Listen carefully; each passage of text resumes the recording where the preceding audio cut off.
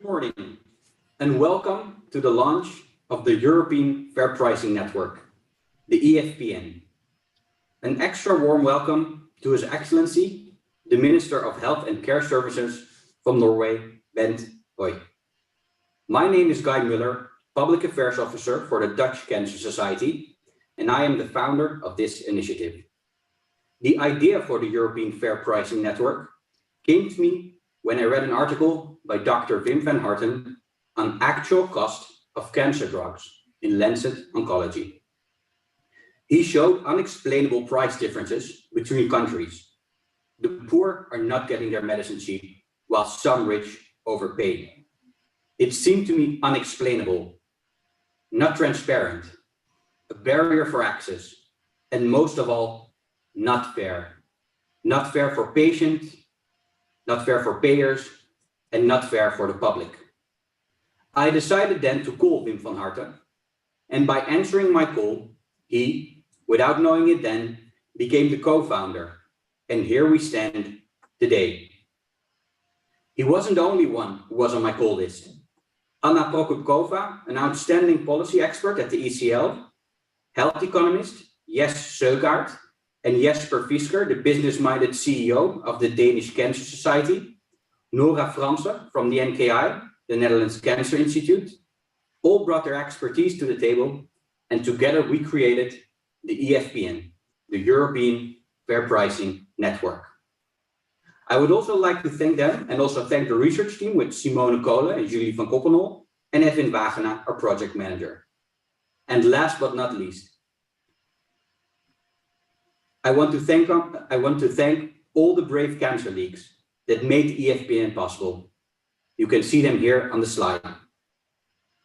The EFPN combines the best of two worlds, doing research to ensure high quality data and advocacy to translate findings into political asks, working in tandem within a broad network, all to ensure real change for patients.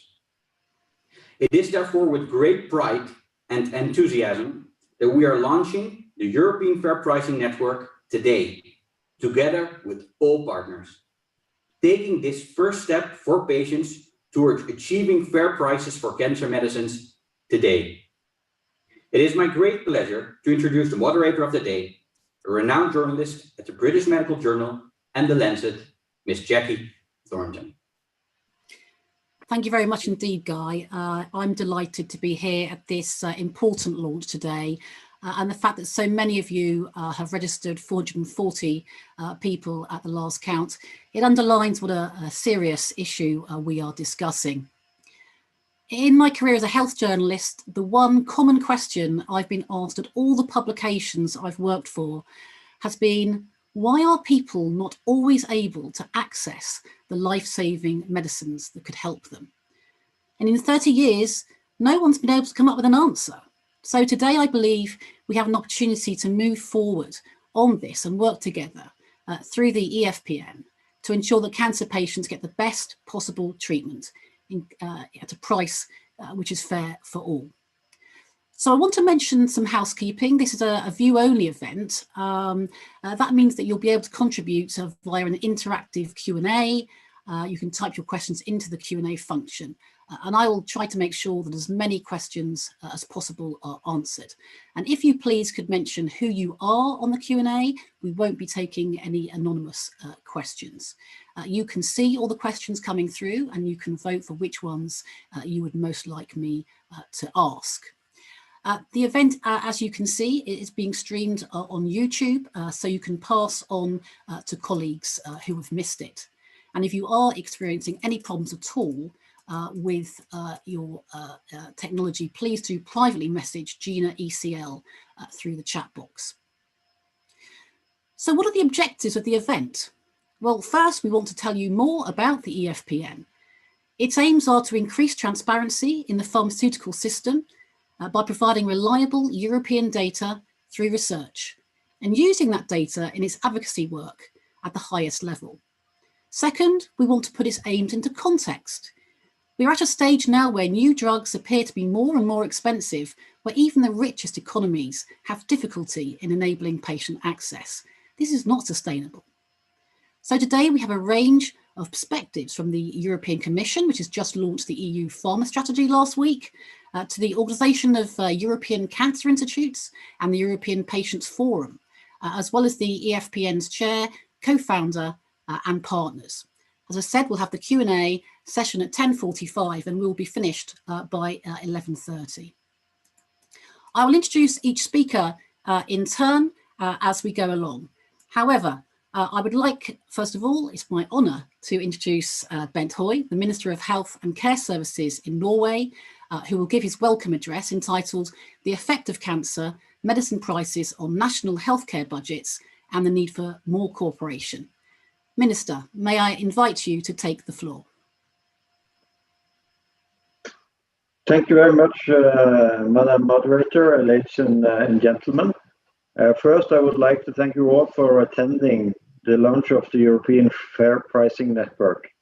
This network is being established to address one of the most important issues for us as health ministers around the world: increasing market transparency as part of the access to medicines agenda.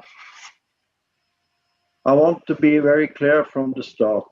High prices, especially for new medicines, threaten the sustainability of our health system. At the end of the day, this is a threat to patients. Lack of transparency in the pharmaceutical market is undermining public trust to our health system. It also makes it more difficult for health authorities to publicly justify their decisions to offer or not to offer medicines to patients in the health system based on universal health coverage like ours. The WHO resolution to increase transparency in the market for medicine is a game changer. As Minister of Health, I consider the resolution to be very important. Even a high-income country like Norway has limited resources to spend on high-value medicines. We must allocate our health budget in a way that maximizes health outcomes for patients. When a decision is made to offer a new medicine in Norway, the medicine must be made accessible for all patients that need it. In 2019, Norway authorized 64 new medicines and treatments after health technology assessment were carried out. Approximately 40% of these were cancer medicines. Repeated assessments were needed for 4 of the cancer medicines in order for the pharmaceutical company to bring the price down to an acceptable level. Despite spending 10.5% of our GDP on healthcare in 2019, we still had to reject 22% of new medicines and treatments due to very high prices. This means that we were not able to offer these medicines to patients who need them. This represents a loss of good health and a risk of eroding public confidence to our system. Like many other countries, Norway accepts secrecy regarding the actual prices paid. We would like this to change. We have a momentum now following the adoption of the WHO resolution. We need increased transparency on research and development costs and how they translate into actual prices. COVID-19 has also showed that we need more transparency in the whole supply chain. Time has come to balance the power between health systems and the pharma industry. To challenge industry, we need to stand together and work together, both government and the NGOs. I called for a process that will give us an agreed social contract between pharmaceutical companies and governments. This is why we need initiatives like the European Fair Pricing Network. Using research, this initiative seeks to collect and analyze reliable European data needed to measure challenges in the current pharmaceutical markets. It will develop new ways of organizing innovation and sustainable supply of effective cancer medicines. The finding will be translated into concrete proposal directed at both national and European decision makers. I'm also very pleased to see that the European Commission has adopted its pharmaceutical strategy. It contains measures relating to access to affordable medicines with the objective to increase the value for money of medical expenses. The Commission states that, I quote, lack of transparency of research cost or return on investment can influence decisions that impact affordability and ultimately access for patients. I could not agree more and look forward to working with the Commission in the implementation of this important work. Mr. Sylvain Gouraud from DG Sante will present the strategy afterward, and I am excited to hear what he has to say. I already note, however, that we are on the same page on important issues, including the lack of transparency, in particular in R&D costs and on costing principle. Better understanding and greater clarity are fundamental as a basis for policy debates on the pricing of medicines and fair return on research contributions. How the transparency agenda is implemented into the revision of the EU regulation on orphan drug is also something we are eagerly awaiting, since these rules regulate many of the new and expensive cancer medicines. Norway strongly supports implementation of the WHO resolution. In cooperation with the WHO European Office, we will host a meeting in Oslo in 2022, where we, together with the pharma industry, want to discuss a mutually agreed social contract. Civil society and patients' organization has an important role to play if we were going to achieve this. Our objectives cannot be reached without creating a common understanding of the challenges and defining some measures with patients' organizations like the European Cancer League, health professionals organization, politicians, academia, and the industry present. Nevertheless, information on research and development cost is imperative to increase access to medicines and strengthen the balance in the pharmaceutical market. Therefore, the European Fair Pricing Network plays a crucial part in reaching our common goal. And I wish you great success in your upcoming work.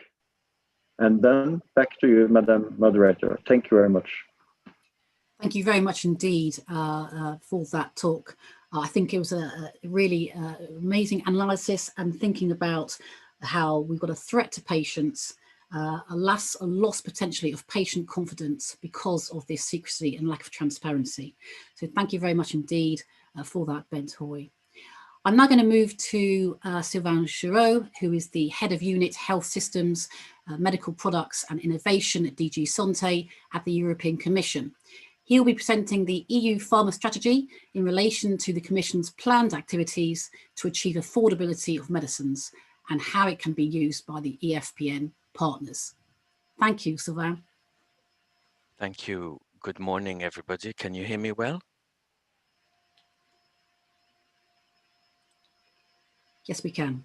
Okay, thank you for inviting me to join this event and to be able to present to you this very important policy paper the Commission presented last week. And thank you to the Minister for what he already said, welcoming this initiative, and for the important messages he's also passed from his experience in Norway.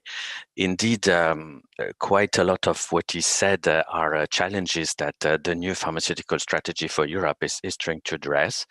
This is in response to a request that was made by President von der Leyen when this new commission was established, a request she made to Commissioner Kyriakides in a mission letter to actually go and have another look at our pharmaceutical system and provide a strategy to address some of the long-standing weaknesses that have been noticed, some systemic and structural issues, but also, given the most recent COVID crisis, this policy paper is also looking at some specific vulnerabilities that have been highlighted during the crisis. So the main challenges that are addressed by the strategy, they concern affordability, accessibility, availability of medicines, and the need to reduce shortages and to secure supply chain.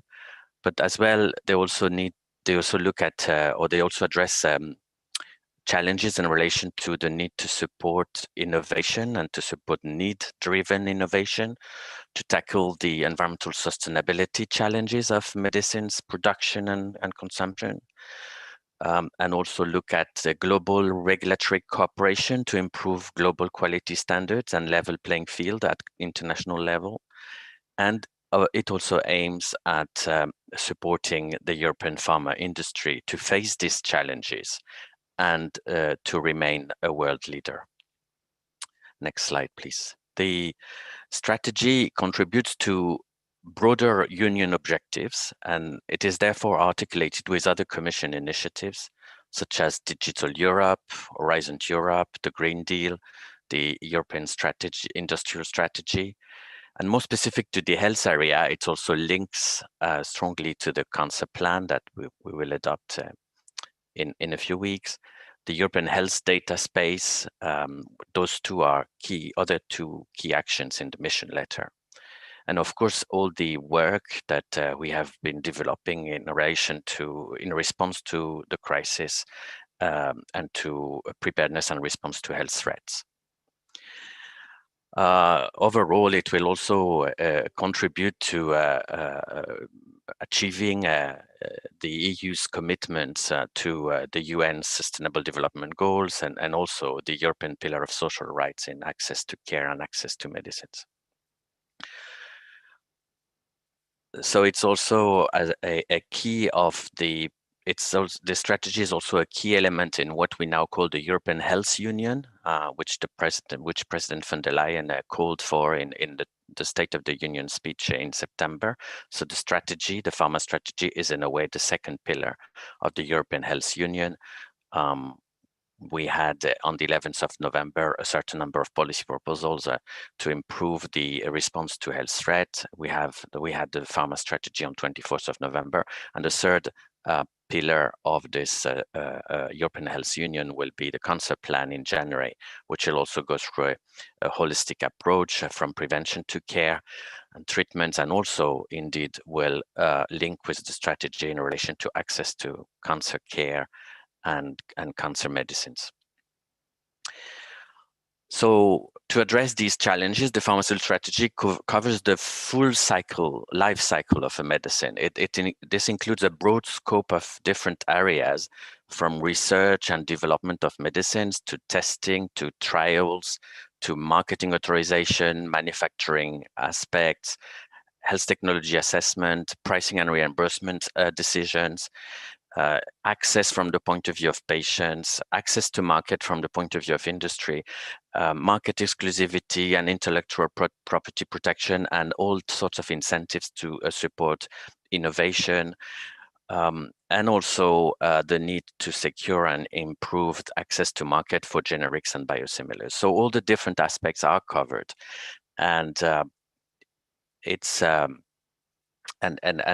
this strategy builds on synergies with other policy areas such as research and innovation, industrial policy, competition, trade, but also environmental policy.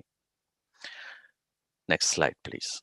So the strategy, as any kind of policy paper the Commission produces, has some discussions of the challenges and presentation of the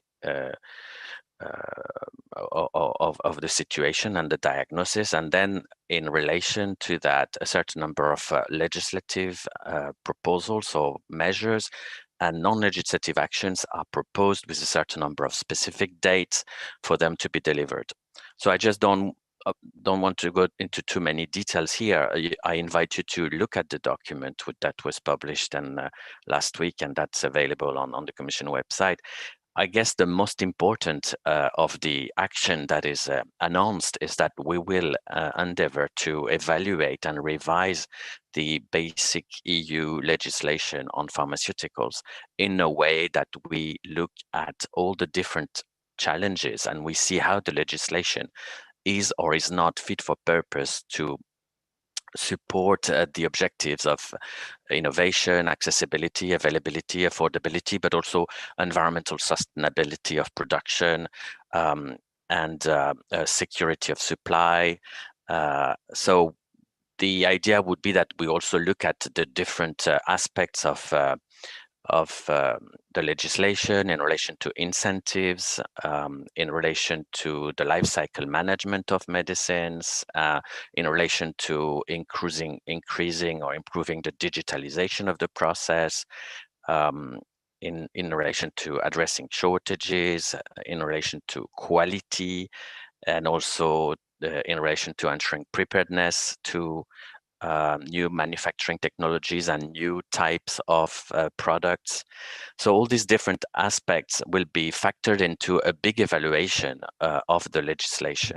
But in addition to this evaluation of the legislation, we also provided in the text a certain number of non-legislative action, policy measures that relate more to cooperation between the national authorities.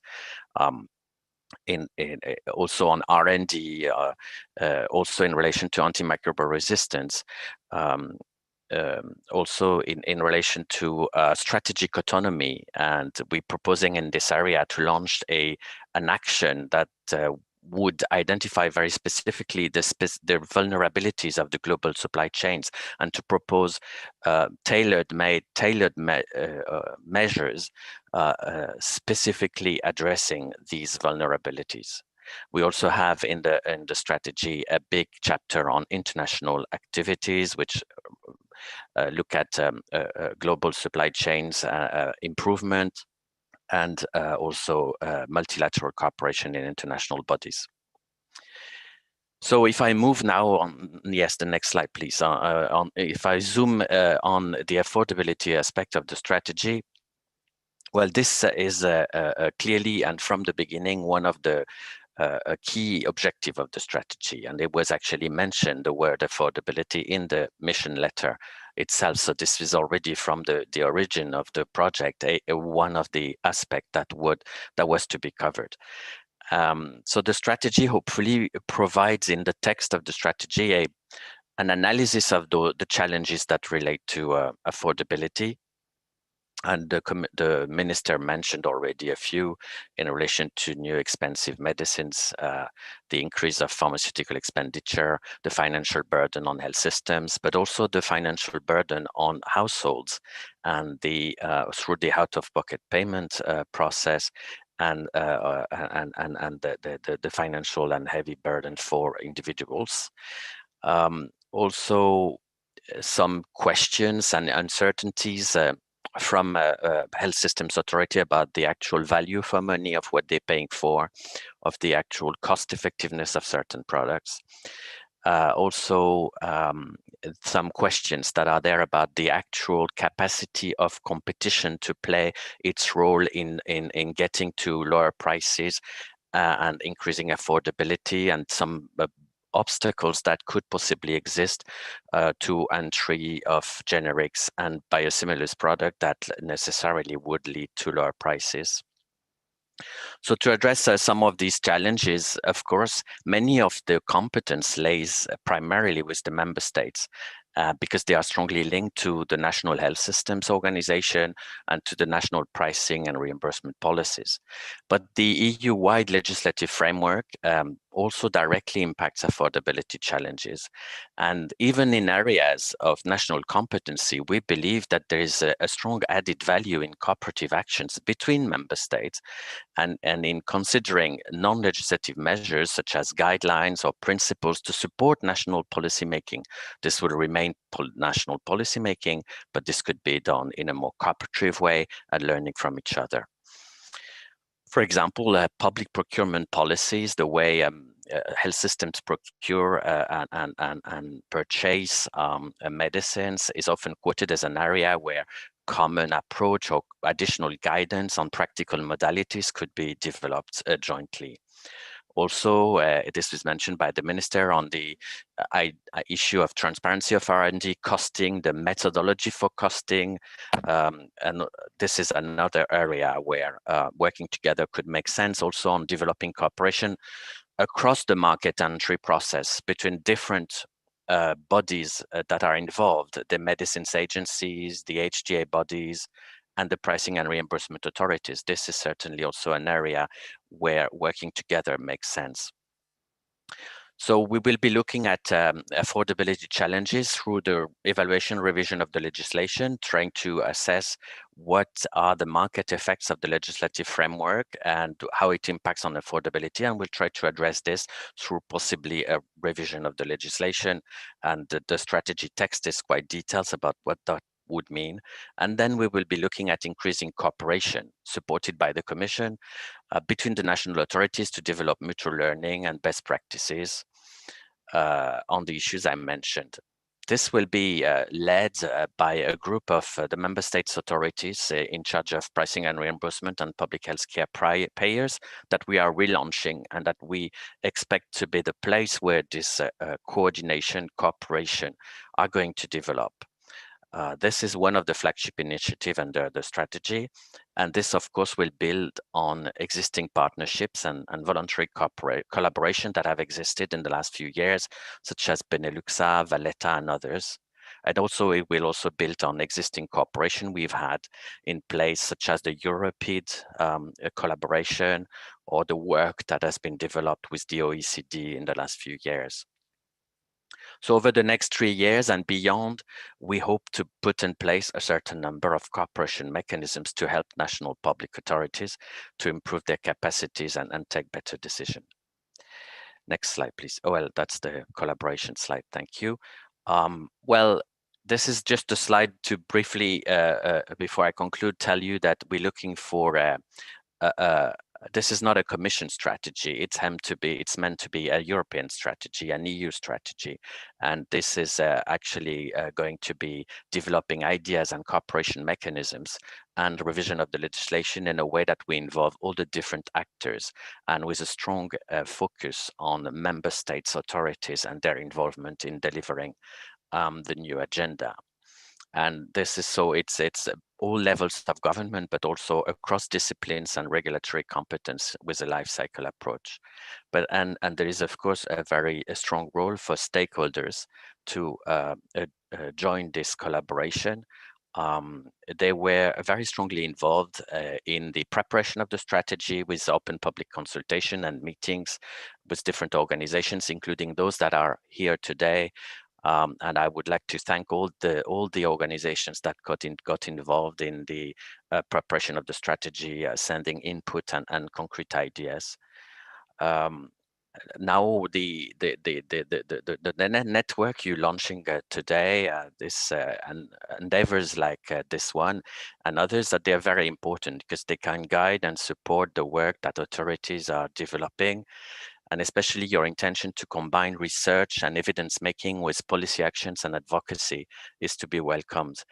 So we're looking forward to the input that you will provide and suggestions you will make and any results of the project and studies that you will develop. So this would certainly be very valuable for the work we foresee with the member states in the field of affordability. So thank you very much.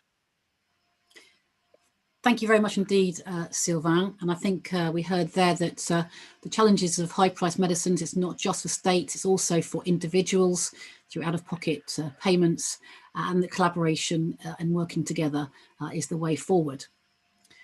So let's move on now to the introduction of the European Fair Pricing Network.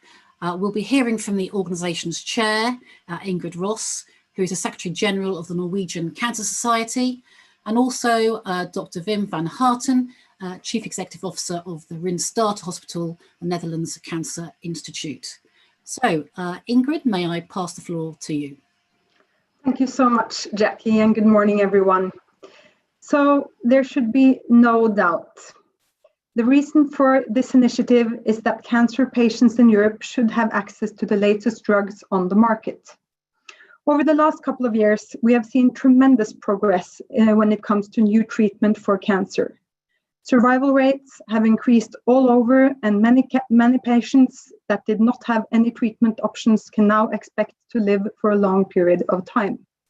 But unfortunately, not all cancer patients have access to new treatment, and many experience that there is a delay from a new drug is on the market and until it is reimbursed by the national health authorities. One such example in Norway is a treatment for a type of lung cancer, our most deadly cancer. When our national system for managed introduction of new health technologies took a decision in June 2019, they said that they wanted to use this medicine, but the price was too high. There has not been a reassessment, and our neighboring countries have all used this medicine, and studies show a very good effect. In Norway, many of these cancer patients die. And the most important aspect is pricing of new drugs. And that is what this initiative is about. The patients are being held in a kind of a hostage situation in a negotiation between the industry, which seeks to maximize profits, and the authorities, which have a given budget and must prioritize within this. Both parties have incentives to delay the processes if they see opportunities to pressure the other party. And since the price and the negotiations are secret, the patients and we as patient organizations have no opportunity to advance our case. The authorities and the population have little insight into the industry's pricing strategies, and we lose bargaining power. We still see examples of the industry saying that Norway has received the best price without having any opportunity to follow up on this claim. Also, in recent years, prices of cancer medicines have become subject to an increasing concern of policymakers, taxpayers, and patients. And we see some worrying trends. The aging population, the growing incidence of cancer, the larger demands for medical interventions, the growing healthcare spendings, and ever-increasing prices of new treatments. And all combined, this is posing a large pressure on healthcare budget. Next slide, please.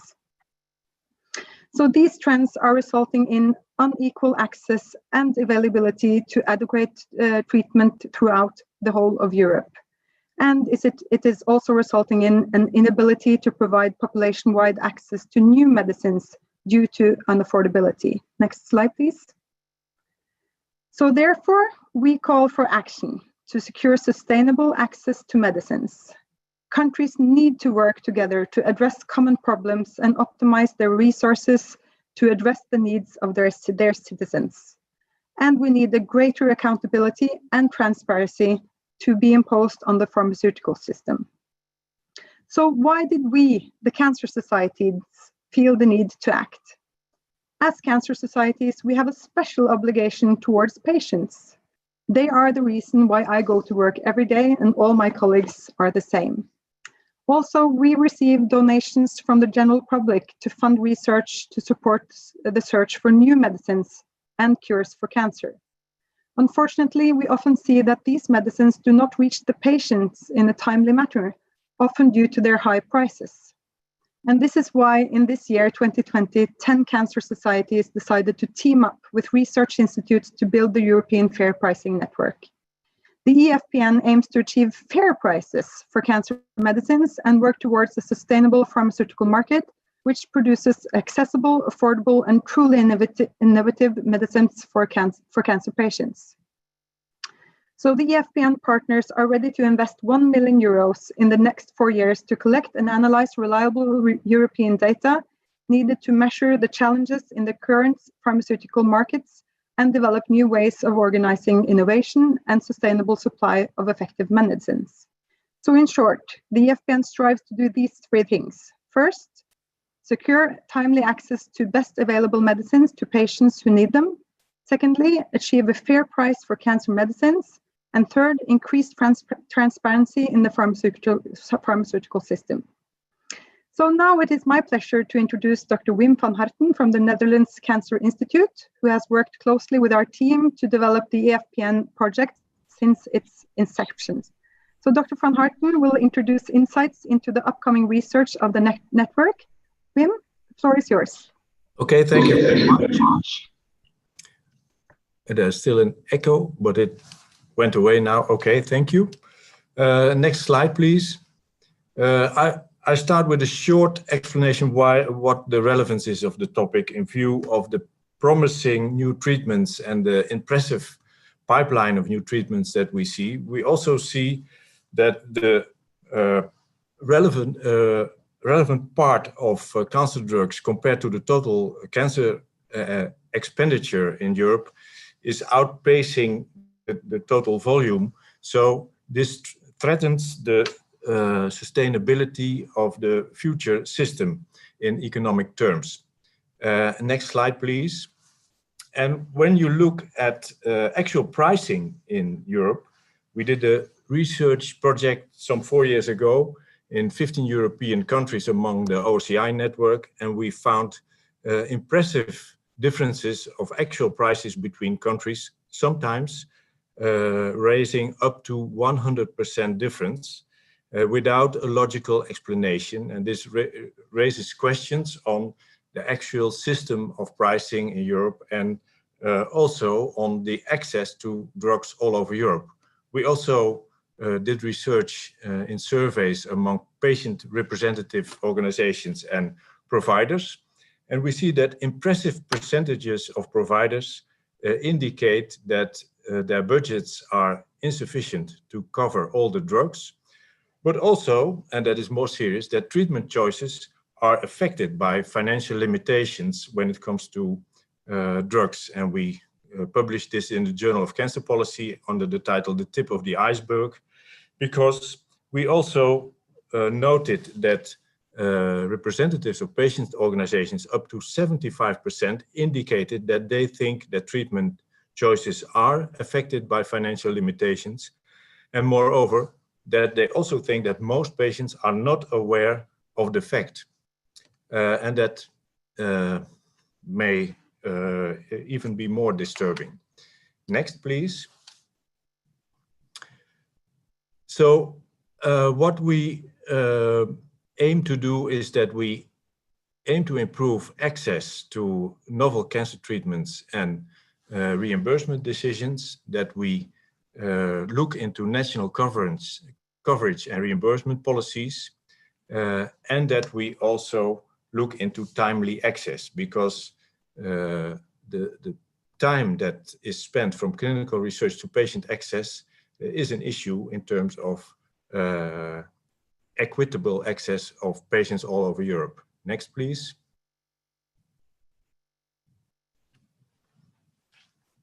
I think you skipped some of my slides. Is that correct? If you go back. Yes, I see there's one missing. And that's okay. That's the one with all the research topics there. Okay, so if I present the research topics, we will enter into research on access, dealing with actual patient access to innovative oncology medicines within European member states, using the OCI institutional network and cooperation with ESMO and other organizations. We will work on transparency, on investment related to research and development. And we noted in an early research that it seems that publications on research and developments per cost per drug reaching the market, that the more the researcher is connected to pharma, the higher the expenditure is being presented. And that raises questions on objectivity of those data. So transparency could really play a role in contributing to realistic data in this field. We want to look into accountability through expenditure trends of innovative cancer medicines in various states, and on the evidence that is used for filing the drugs and going through the procedure, because there also seem to be decisions on access of drugs that are based on less firm data than would be expected. And last, we look into innovative purchasing arrangements and new policy initiatives to see whether actually pricing can be reduced. And this should contribute to the goals that you see in this slide. Thank you very much. Thank you very much to Wim and also to Ingrid for those presentations. Before we move to the next presentation, I just want to say there are well over 300 of you now participating, so please do send in your questions. You're being a bit shy at the moment, but we do want to hear your questions, so please do enter them on the Q&A, and we'll come to them in the discussion part of the session shortly. So now we're going to be hearing from the research perspective, and I want to introduce Dr. Thierry Philippe, who is Chief Executive Officer of the Institut Curie Paris, and also the President of the Organization of European Cancer Institutes. And he's going to be talking the importance of research in medicine prices. Professor Thierry, thank you. Good morning, everybody. Can you listen to me? Yes, yeah. You're I'm here today to express first the strong support of the Organization of European Cancer Institute for the European Fair Pricing Network. Our working group, led by Wim van Aerten, has been involved in building the network, and the OECI will be at your side to achieve your very important goal. In this brief presentation, I will talk about France as president of the Institut Curie. I will talk about OECI, and I will, of course, support your main objective. Next slide. France is a good example of the importance of the subject. As you know, the entire health system is paid by the social security, and the current budget, I have to point out that this is a budget before COVID. The current budget of the social security was 210 billion. Cancer account for 16.5 billion, which is in fact a very small part of the budget for the leading cause of death in France. In 2008, cancer drug account for 1 billion, and in 2018, 10 years later, 3 billion. This has increased by 2 billion in 10 years. And the problem is that since 2019, this budget is increasing by 1 billion a year. And if it's remained like that, in 2025, the cost will be 10 billion, which means that almost 100% of the annual increase in the social security budget will be used only for cancer drugs. Obviously, this is not possible. And this is why your network is so important to help people to make clean decisions. I should point out that the great advantage of the French system is that in 30 years of career, I never had to refuse expensive drugs to a patient, rich or poor. And this is not the case all over Europe, when some patients just ask to receive the standard treatment that cure patients in the more rich Western country. Next slide. OECI is a European interest group. We are not individuals, but we are institutions. 105 members, 95 from Europe, 21 countries of the European Union.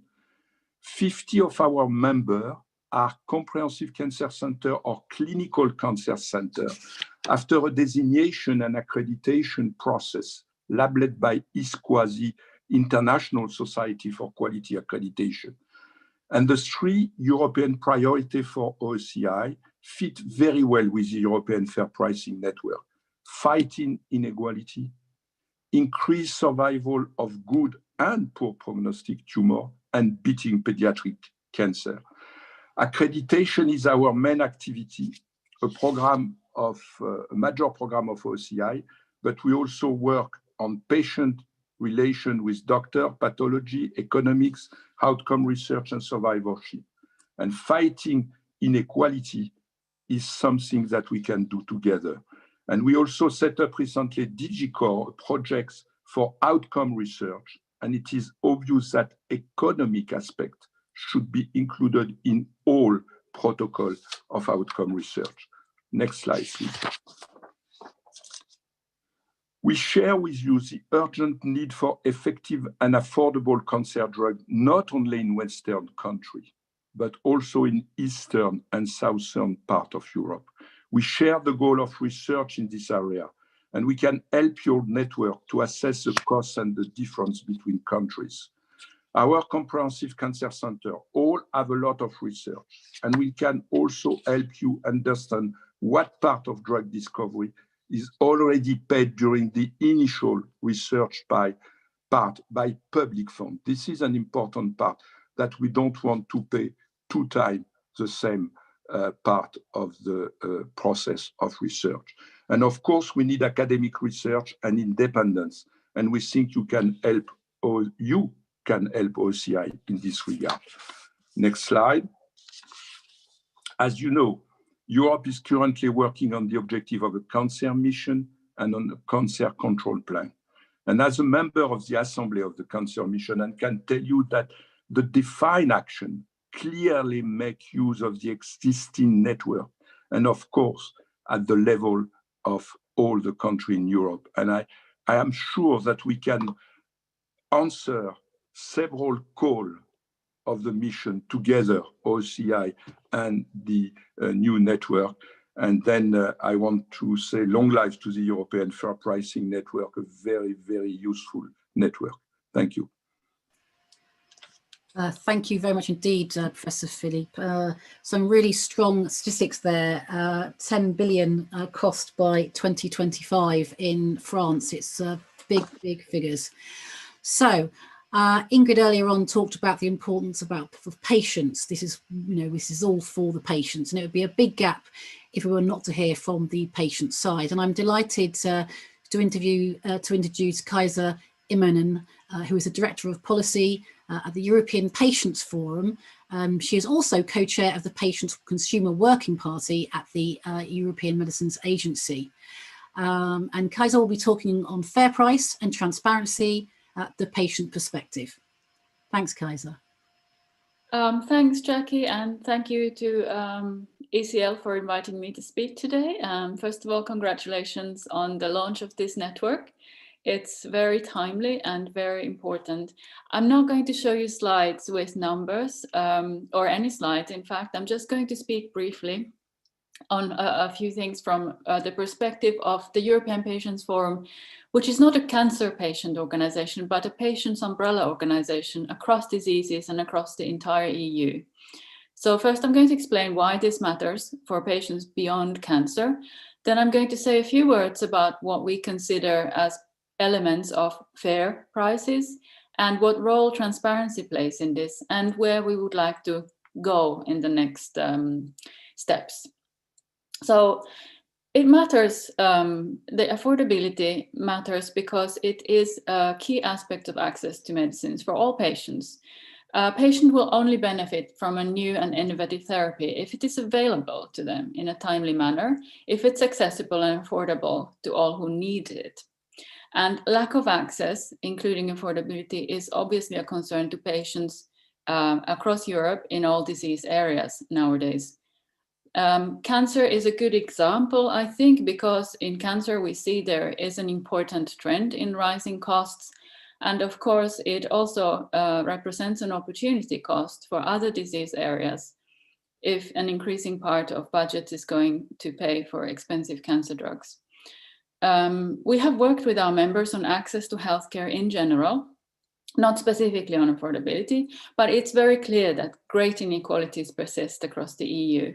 Just to give you one example from multiple sclerosis, a 2017 survey by the MS platform showed that the percentage of patients with MS who received disease-modifying treatments, any from a range of options, varied from 100% in Malta and 80% in Sweden and Austria to only 30% in Hungary and Bulgaria, and just 15% in Poland.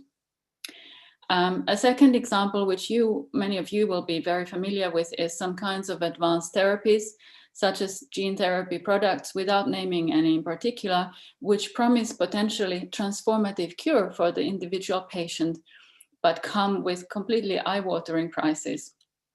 Now, this doesn't mean that in all cases, problems of access to medicines are because of price, or that this is the main barrier in all cases, but we do know that it is certainly the case in some.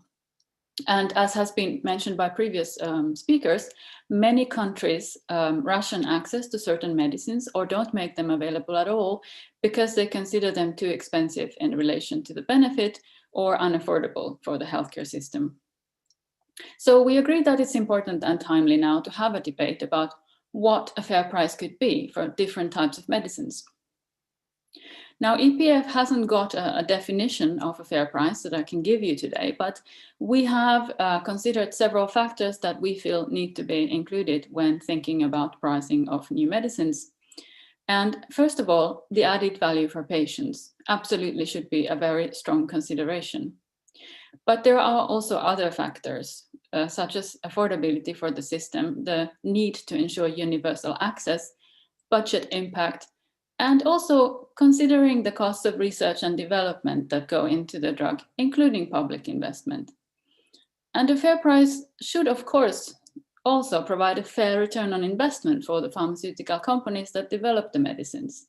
And I think there is a scope here for discussion of what a fair return of investment is. And at the moment, we cannot really talk very much about it because we don't know what goes into the price. So we have called in the past for the development of what we call the framework for fair and equitable access, which should maximize the societal benefit and patient access whilst avoiding this unacceptable impact on healthcare budgets. And it would have to involve several elements, including, of course, member state collaboration on price negotiations and horizon scanning and HTA, with patients' involvement, increasing transparency, and also adoption of some common principles in the EU for how valuable innovation can be encouraged and how it should be rewarded, and also how continued investment in R&D can be supported. Now, transparency is essential in our view for the accountability of the healthcare systems towards patients and citizens that they serve.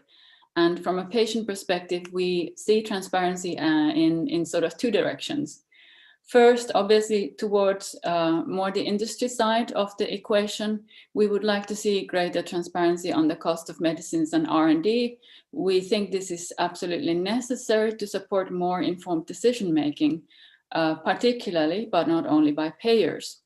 Also, patients would like to understand better what goes into a price and what kind of request is reasonable, and what kind of different factors are reflected in the end product. So that includes better understanding the role of companies' investment in R&D, but also the role of public funding, which has been mentioned.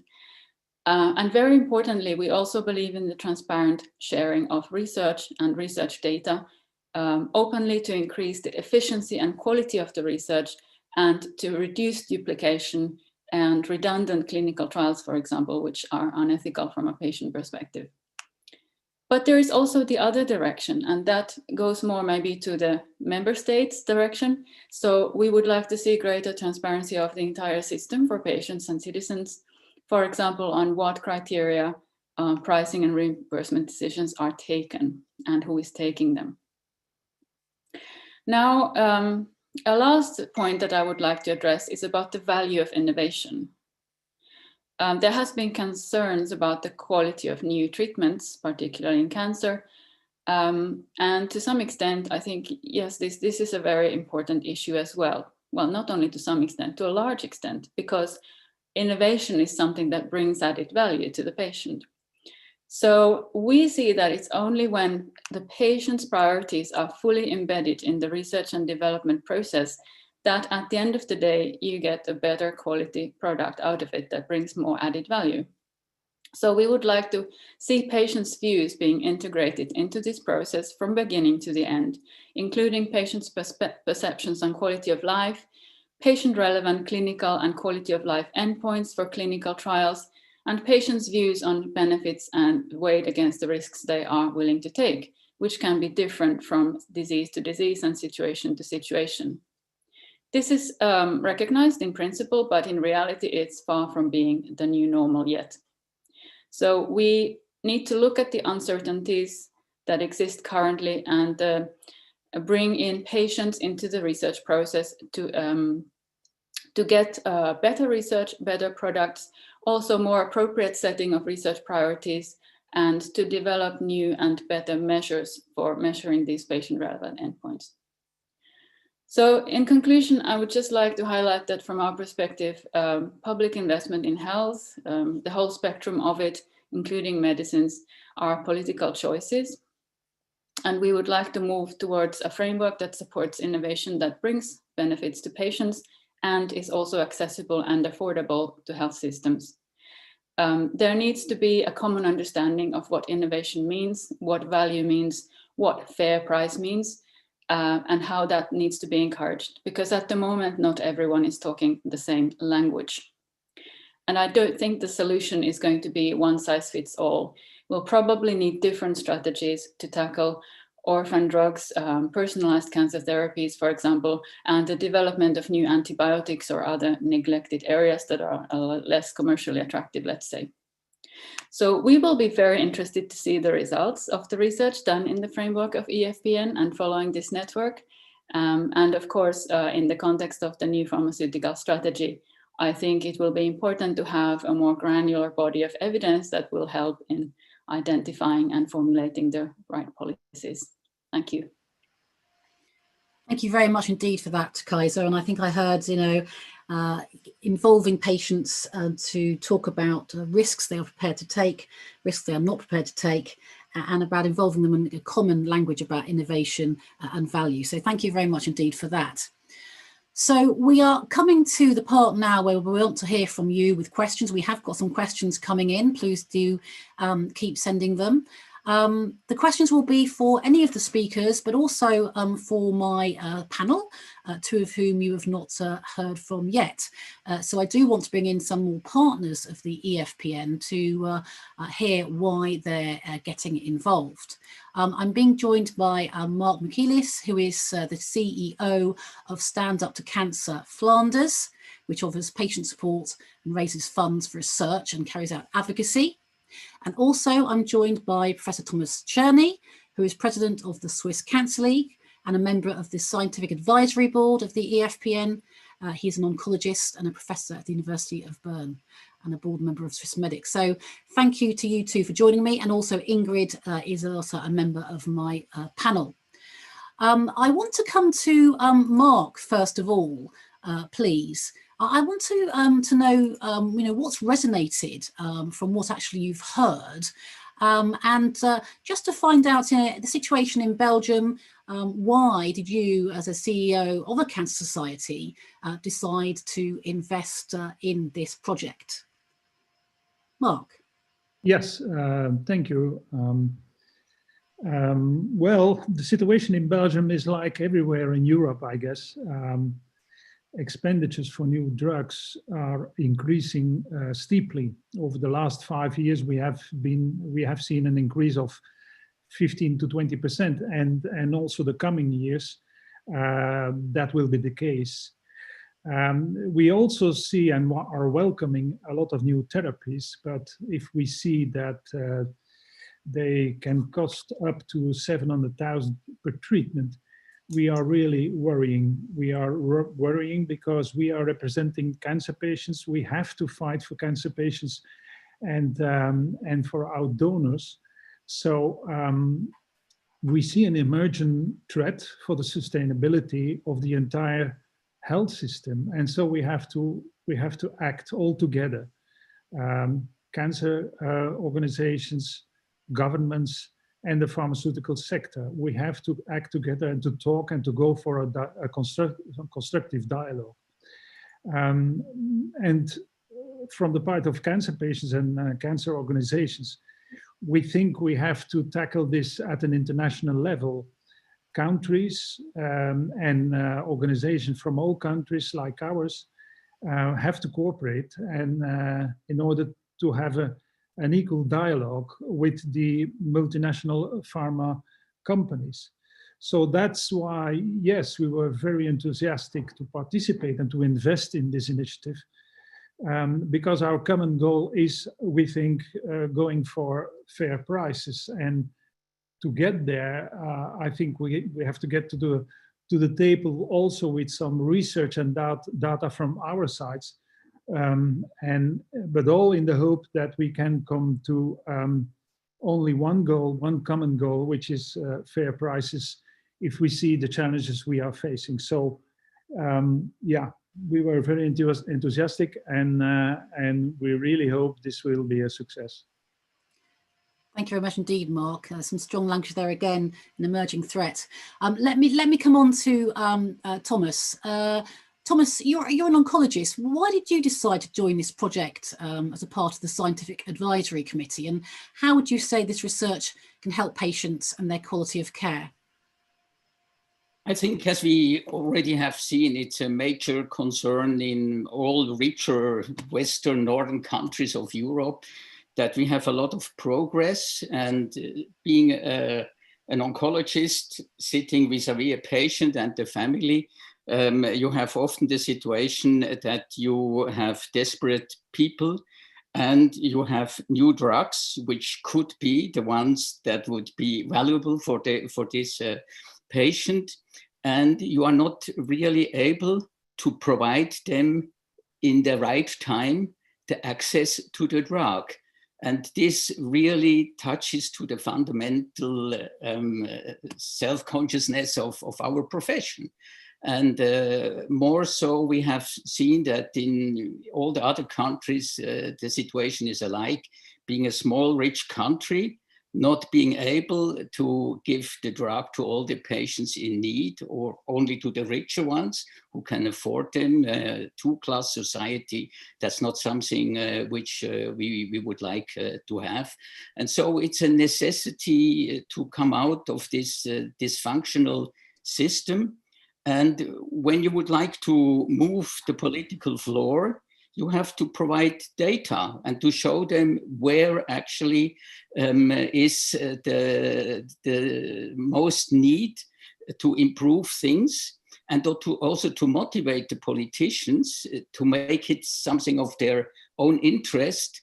In a democracy, politicians can be very, very helpful if they see that they actually can get something to improve.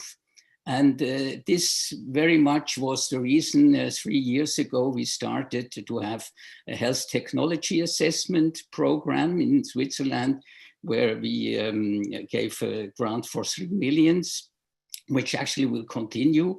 But in the same time, we don't have too much money. And that's one of the reasons we have actually to collaborate with other countries in order to be effective.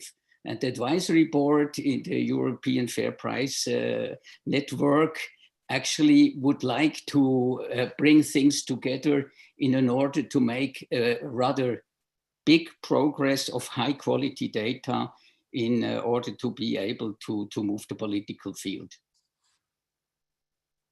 Thanks very much, Thomas. Absolutely. I'm going to come to Ingrid next. Ingrid, you've heard many of the talks so far, and as chair, what do you take as positives from what you've heard so far, and what is the next step?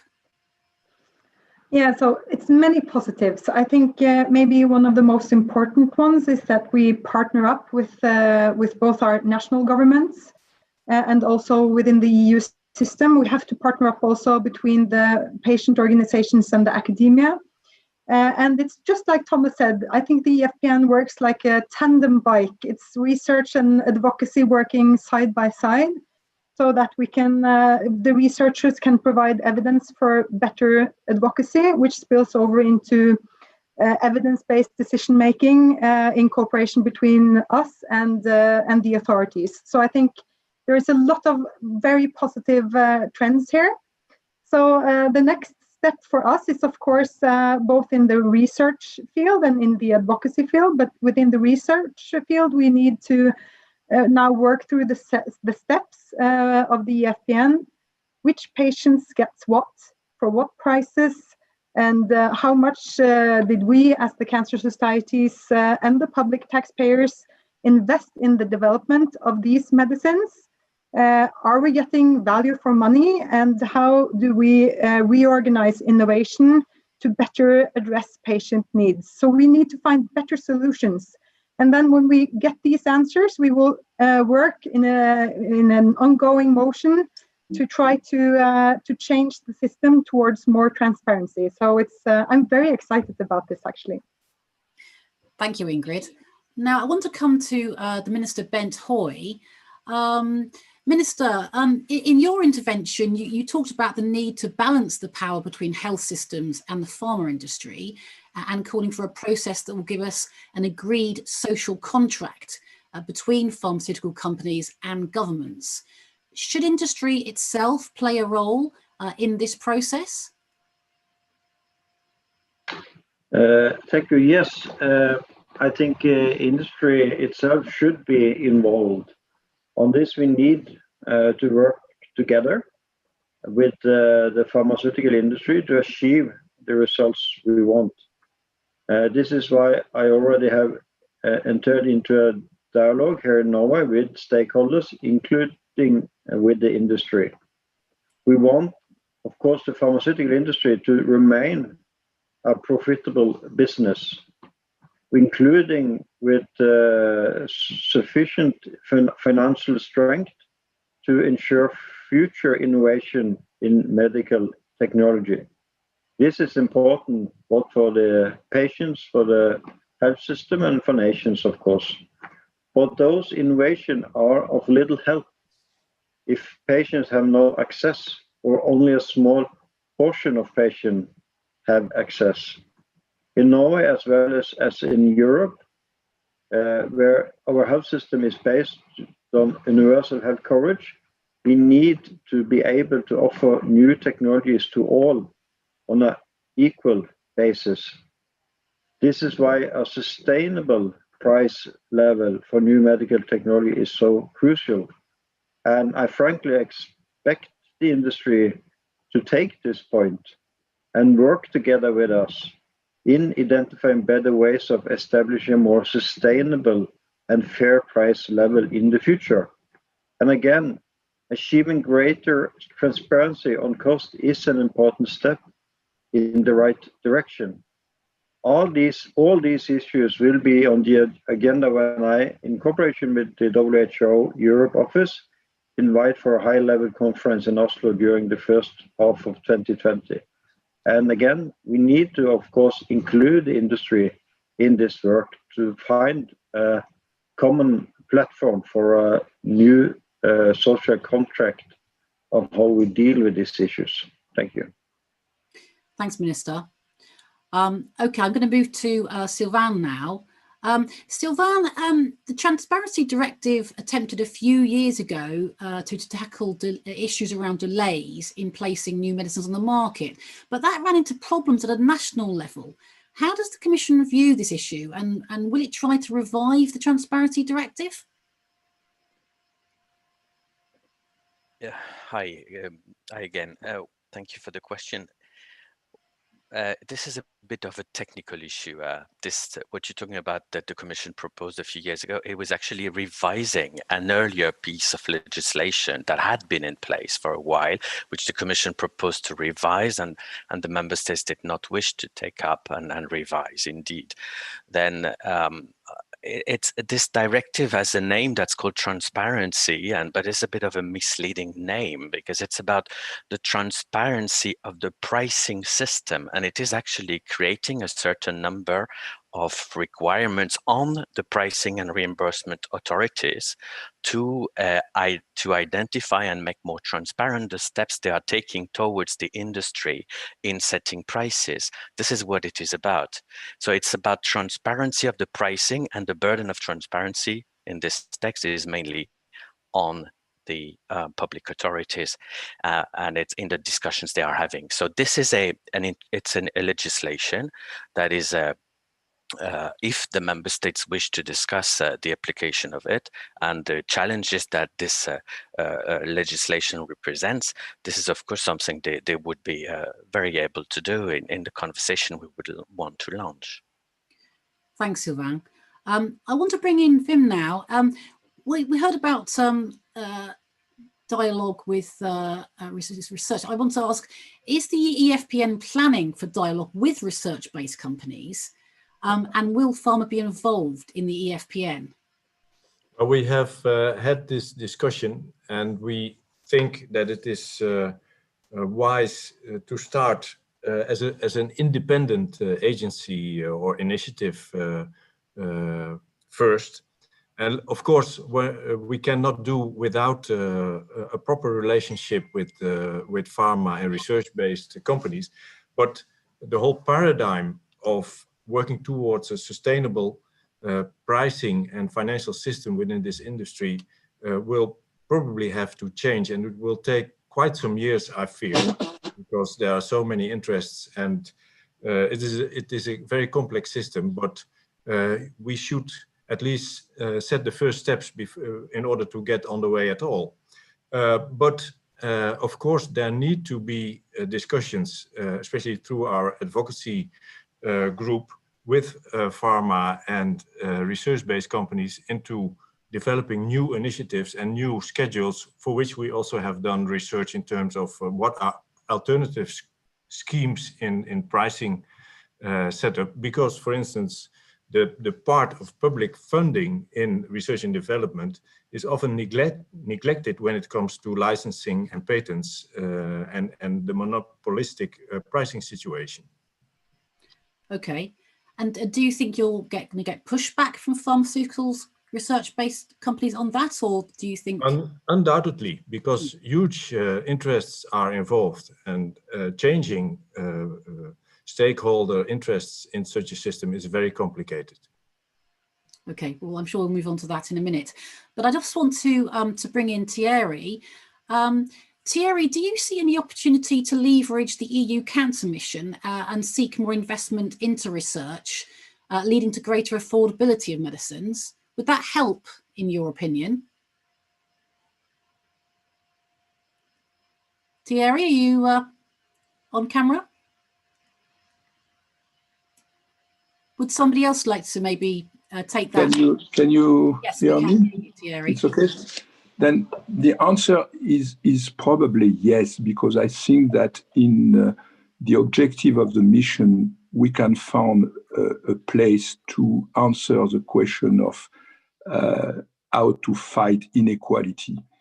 And I want to stress one point that OSA is working extensively now, is outcome research. I think it's very important. It is very important to try to understand if in real life, before to ask the question of availability of a drug, we need to know if a drug that is effective in a highly selective group of patients will be also effective in outcome research, which means in real life, where everybody will receive the drug. That's the first point. The second point is that we need academic trial. Let's take an example. Nobody in the industry wants to make trial on the length of immunotherapy when immunotherapy is effective. This is a very important price issue. And we need to set up academic trial of duration of expensive treatment, academic trial, and not only with industry. And we need also to perform this kind of study with, let's say, real economists. This is not only a problem of doctor and researcher and so on. We need to make network between researcher who know very well what they have to ask in cancer, but with people that know very well also economy and the issue of public health. And we need to do that. And I am absolutely convinced we can do that between OCI and this new network. Thank you, Thierry, for that. That's great. I think I really do need to ask a thorny question. I'll come to Mark first of all, maybe, and then if Ingrid wants to add. So what is the definition of a fair price according to the EFPN? What is a fair price? How do you define that? And will you collaborate with other initiatives beyond cancer? Mark, first of all.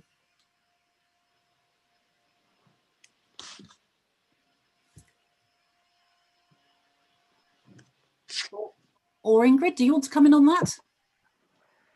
Yeah, sure. So it's important to say that we are not against profit. It's really important to underline that. So fair prices do not equal low prices, which I think maybe some people misunderstand. We want truly innovative products to reach patients quickly. That is why we do this. And innovation should be probably very well rewarded. But there is enough room between low prices and very high prices to find the common ground for a fair price. And to do that, we need transparency. So that is really the way that I look upon what a fair price is. It's something in between the low and the very excessively high prices that we've seen many present today as a sustainability problem. Yeah, and what was the next question, Jackie? I think you've answered it, Ingrid. Yeah. Mark, you come in about how do you define a fair price? Well, Ingrid answered the questions very well. Once again, we are not against the pharmaceutical sector, and we accept that profits should be there, and that research and development cost have to be paid. But fair prices means that it's sustainable in the end for everybody, for the governments, for the pharmaceutical sector, and for the patients. So we have a common goal here. We absolutely have a common goal, and the whole idea of EFPN is to get into a constructive dialogue with the pharmaceutical sector. Okay, thanks for that, Mark. Let me come on to some of the other questions now that are coming in. Let me look and see. Hold on one second.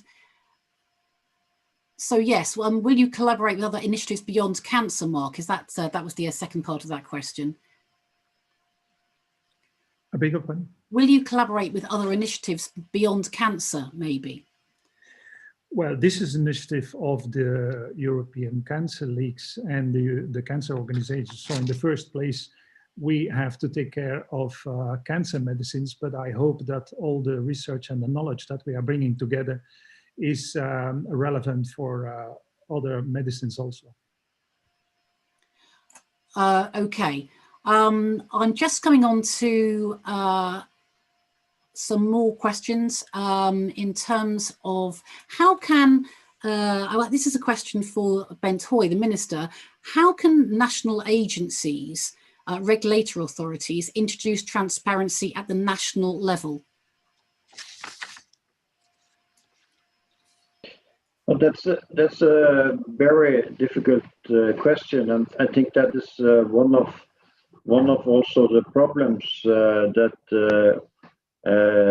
have put us in this situation, because on a national level, especially if you are a small country like Norway, it's very difficult to stand alone and require openness and transparency. For example, when it comes to prices, because then you will be in a situation that you actually not is able to have the prices down, and we know that the official prices are totally different than the prices that is actually paid for the medicines. But if you are open with the prices, then you will not get any reduced prices. So as a country, especially as a small country, you cannot do this alone. So of course, in the political debate in the parliament, I meet colleagues that says, okay, Norway has to take this position and be a first runner and so on. But if we do that, then the Norwegian patient will be the one that pay the price for us to be the first runners if we take that position. So that is also why it's so important to have this kind of initiatives, that we work together and also work together with the industry, so we can go through this together and find solutions that is win-win solutions, and that for example, not the Norwegian patient is paying the price for us to be more principled in these issues. Thank you. Thank you, Minister. Let me come on to Kaiser from the patient's point of view. Kaiser, do you think that more focus should be given to finalising EU HTA regulation, or focusing on regional voluntary cooperation? Okay, well, speaking as a patient advocate, speaking on behalf of EPF, yes, we think that the European level HTA is an indispensable element. And I think here we run into some similar problems that have been described by Minister Høie just now, i.e. the lack of political will, the lack of solidarity on behalf of member states. It's clear that in order to succeed, it needs to be fully supported by the member states, and it cannot simply function as a voluntary bit that you add on to separate national analysis. We would also like to see, as an extension of that, a more European approach towards price negotiation, but also potentially exploring the benefits of joint procurement for certain critical medicines that need to be available to everybody, and where perhaps there are not that many patients across the EU, so rarer diseases would make maybe a good example here. But obviously, as the minister said on transparency as well,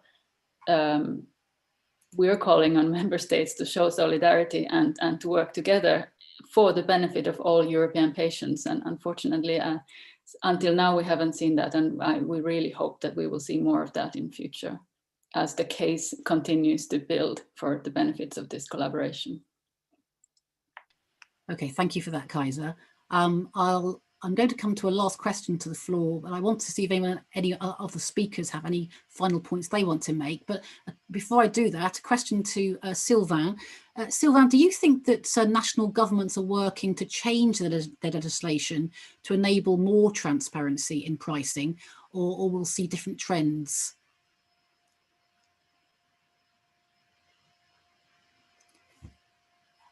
Yeah, can you hear me? Sylvain, thanks. Yeah, so I'm a bit uncomfortable with the concept of transparency, because sometimes I'm not sure what we actually refer to. So because we can talk about the transparency of prices, the transparency of pricing, the transparency of costing. I mean, there are many different aspects that we refer to. What is important is that a market entry of a medicines it has different steps, but actually serves the same common purpose, which is that a product that is useful is actually accessible for the patients, but also and for the health professionals that are actually accompanying the patients through this process. So the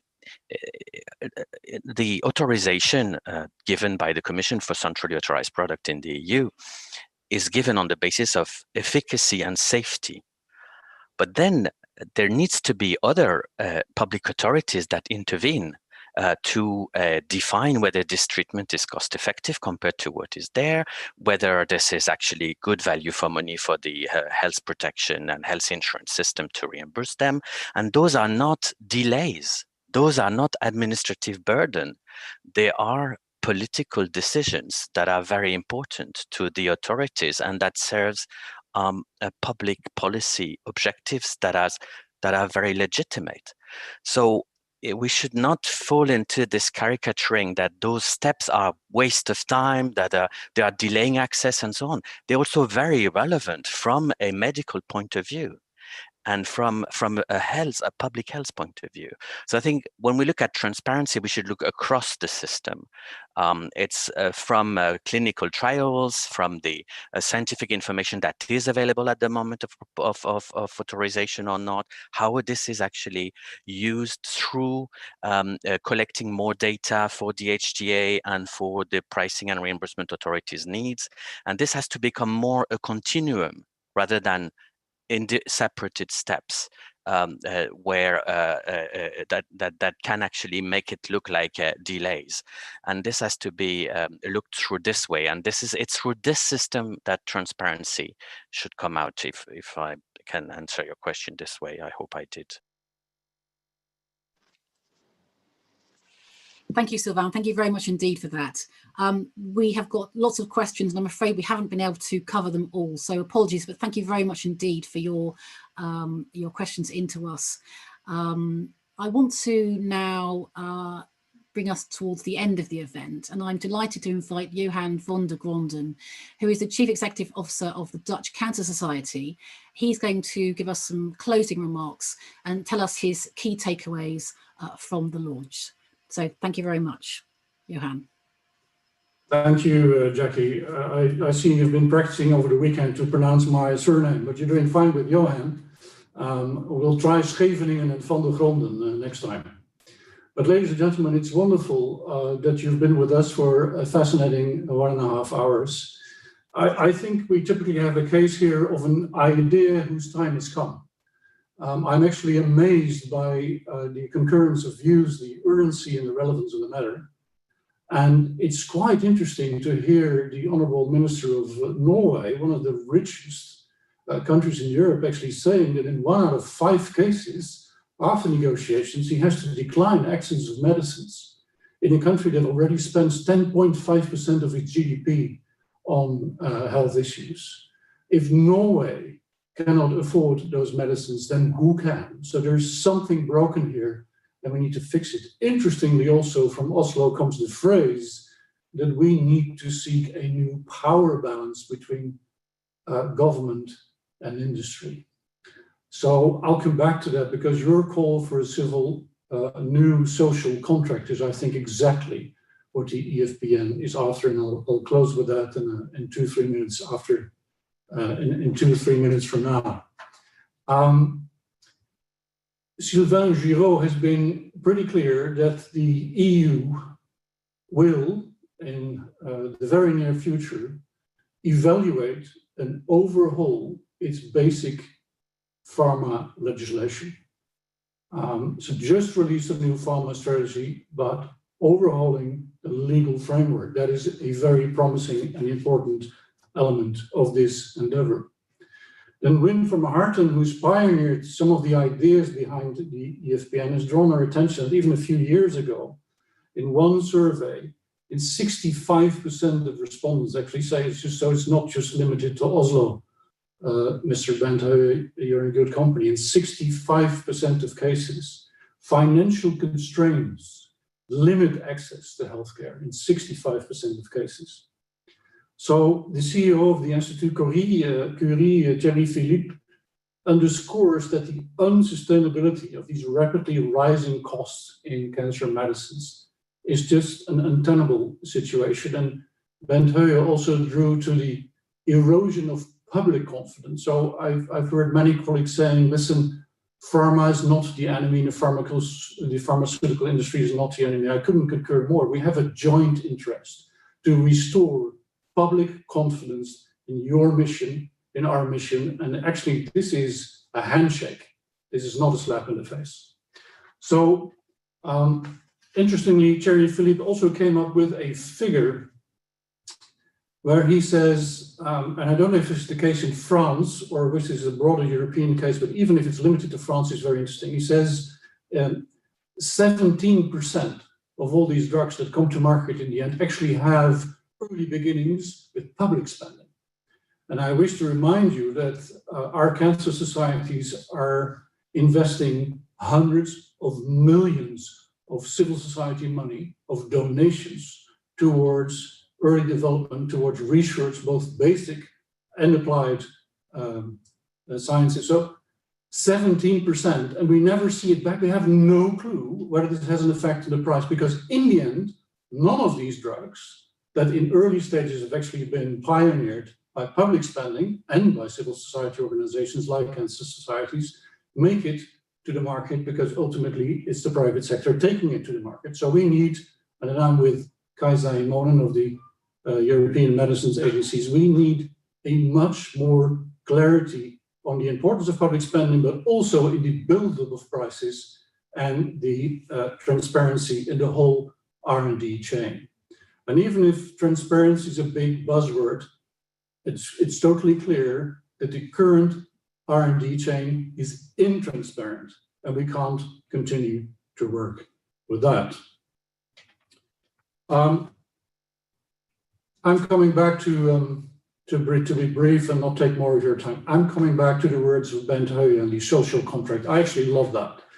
I'm a classic civil society guy. I do believe that ultimately it's within this triangle of government, industry, and civil society where we can decide upon fairness and reasonability of prices. I would love to invite other council leagues who have, tipped their toe in the water, but couldn't find either the courage or the money to join us fast. Just get in touch with the European Council League in Brussels, or with my fellow colleague here, Guy Muller, who spent 1.5 years of his life actually to make this happen, and make sure that this becomes an unstoppable movement. Time has come, patient needed. We need to restore the social contract between pharma, between civil society, and between government. Ladies and gentlemen, I thank you very much. It can't be just contingent that if you live in Berlin or in Dublin or in Nicosia or Amsterdam, there's a difference in your access to treatment or a difference in the prices that are actually being reimbursed. That needs to stop. Thank you very much. Over to you, Jackie. Thank you very, very much indeed, Johan. I need to say a very, very big thank you to all our speakers, particularly the Minister Bent Höie, for giving up his very important time to speak to us today, and to you for all listening and your questions. The event recording will be available, so others can watch it and you can watch again. I would encourage any journalists to reach out to the leagues via Guy for more information, and we do look forward to reading your articles. I really hope that this event has given you pause for thought and has made you as motivated as Guy at the beginning and Johan has now said. We talked about a double ambition, about research for high quality data and advocacy to translate those findings into political asks, working in tandem within a broad network to ensure real patient change. So with that on mind, I would like to say a real thank you for watching and for taking part. I'm Jackie Thornton, and I wish you a very good morning on the launch of the EFPN today.